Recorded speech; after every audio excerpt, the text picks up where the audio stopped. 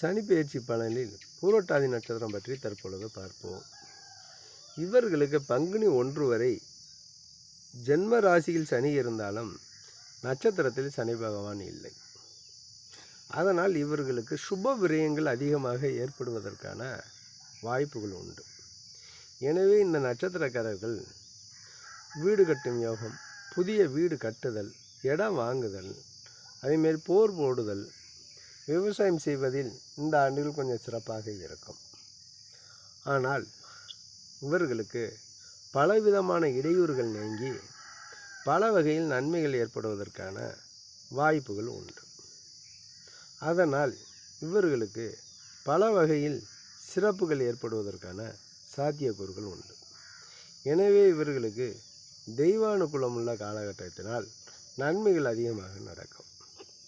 4ஆம் இடத்தில்